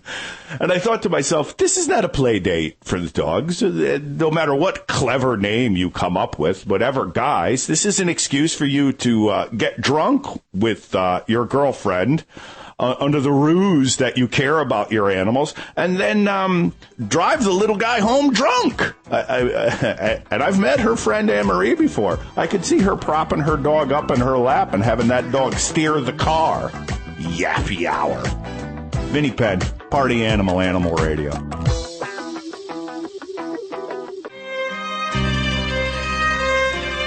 Oh, my God. There's one of the violin players is not showering. How can you tell? No. How can I tell? It smells. That is one of your violin players, isn't it? Segment there. Yeah, I know. Not a good way to start the grooming segment. Terrible. I'll talk to them later. Will you take care of that? Yeah, I'll take care of it, I promise. Maybe we could find something on the Senior Pet Products website at seniorpetproducts.com that will take care of the violin player's smell. Maybe something that's made for a dog. I will look later, and if I do find something, I'll get 25% off because I put the promo code SAVE25 in the promo box at seniorpetproducts.com. Now offering the newest formulation of ChondroFlex and Synovoflex, Chondroitin Flex and Synovoflex 3. And it's always the lowest prices there. Take an extra 25% off. Put that promo code SAVE25 in the box there on the front of seniorpetproducts.com. Thanks, guys, for sponsoring Joey Villani on Animal Radio this Father's Day weekend. Joey Villani, what's the tip for the week? You know what? I had so much going on in my head. You really do. About tips that I almost forgot what I was going to talk about. But now I remember. You know what? When you go to, does that happen to you sometimes? How you're just sitting here and you're thinking about something else. It happens every 5 minutes. Brain fart. Yep. Yeah, exactly. Anyway. When you bring your dogs to the beach, which a lot of people like to do, I like to do it myself, but I can't let my dogs off the leash because they're, I'm a groomer. I'm not a trainer like Vlade, so I need some tips to keep my dogs in line. But anyway, the sand and the salt water actually will take their toll on the dog's coat, whether it's short hair or a long-haired dog. The first thing we want to do is we want to get that sand out of the coat. Now, it's not the sand which is going to cause the matting, but it's going to be the scratching that's going to come from that sand on the skin, which is going to make the pet itchy. It's the same thing. You go to the beach, if you don't shower, you're going to get a little bit irritated, usually near some private areas, and you're going to get a little irritated in there. So what you want to do from keeping the dog from scratching, because scratching the coat is going to tangle it. If you have a dog that has long hair, is you want to brush it out. Now, I know a lot of people like to take their pets maybe in the backyard, or maybe there might be a shower at the beach that, let's put the dog under there and rinse it out. The problem with that is this. If I do not get it all out, it just gets embedded closer down near the skin, which a lot of times makes it worse. So what ends up happening is you get a dog that gets even more irritated, more itchy, and gets more matting. So what you want to do is let the dog dry thoroughly. And use a good brush and a comb and brush it out, okay? And what that's going to do, that's going to pull it up away from the skin. It's going to brush it away, and you shouldn't have any problems. Now, on short-haired dogs, most short-haired dogs, you won't have a problem because you can most of the time just use your hand and run it over the coat and get rid of it. But the dogs that have folds, like bulldogs and come on, give me a dog with a fold here. Shar-Peis. There you go. See, I knew you were on your toes there, Judy. And what you got to do is you got to get the sand out of those folds, and that's really important because they can get really irritated.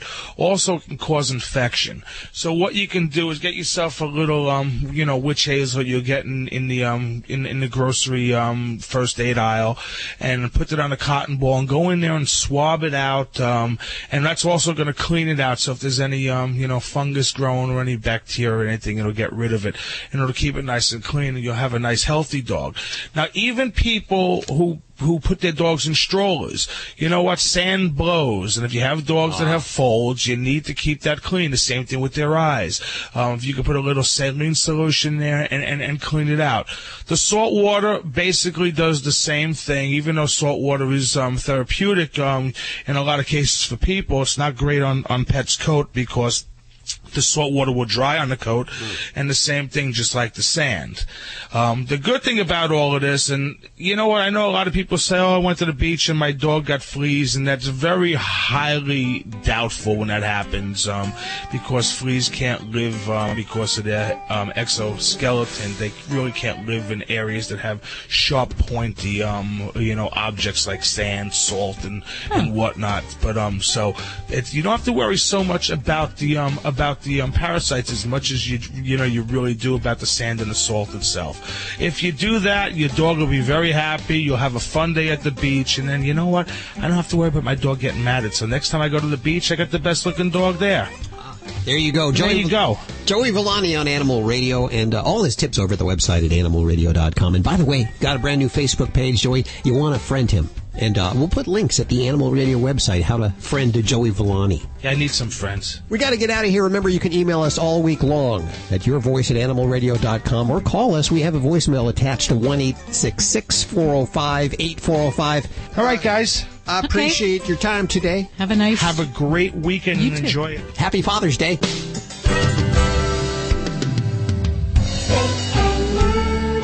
Always adopt, don't declaw. This is Animal Radio Network.